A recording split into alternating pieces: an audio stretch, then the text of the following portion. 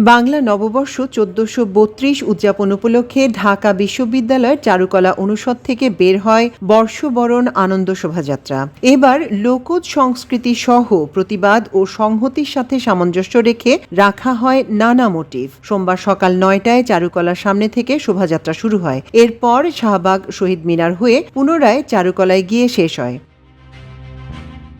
শোভাযাত্রায় প্রধান মোটিভ ছিল ফ্যাসিবাদী দানবীয় মুখাকৃতি। এটি মূলত দেশ থেকে পালিয়ে যাওয়া ফ্যাসিস্ট শেখ হাসিনার মুখাবয়বের দানবীয় ও ভয়ানক রূপ। ১৬ ফিট উচ্চতার এই মোটিভটি কাঠ, বোর্ড এবং থার্মোকল দিয়ে বানানো হয়েছে। এর আগে বাঁশ ও কাগজ দিয়ে ২০ ফিট উচ্চতার মোটিভটি আগুনে পুড়িয়ে দেয়া হয়। পরবর্তী সময়ে দুদিন হাতে রেখে চারুকলার সাবেক ও বর্তমান শিল্পীরা শোলা দিয়ে বর্তমান মোটিভটি তৈরি করেন।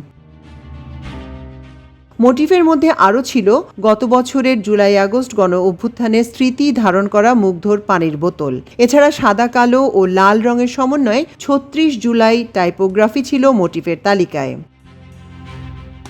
স্বাধীন ফিলিস্তিনে ইসরায়েলি বাহিনীর বর্বর হামলার প্রতিবাদ ও ফিলিস্তিনিদের প্রতি সংহতি জানিয়ে তরমুজের ফালি অন্যতম আকর্ষণীয় মোটিভ ছিল শোভাযাত্রায়। তরমুজের ভেতরের অংশের রং কালো, সাদা ও লাল, যা ফিলিস্তিনের পতাকার সাথে মিল রয়েছে। ফিলিস্তিনের নিপীড়িত মুসলমানদের লড়াই সংগ্রামের প্রতি সংহতি জানিয়ে এই মোটিভ শোভাযাত্রায় অন্তর্ভুক্ত করা হয়।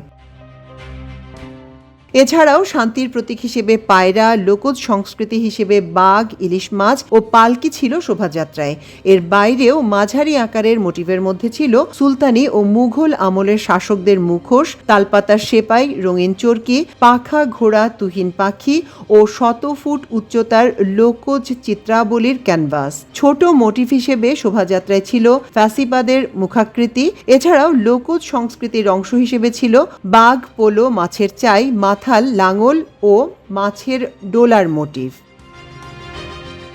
মাল্টিমিডিয়া ডেস্ক, আমার দেশ।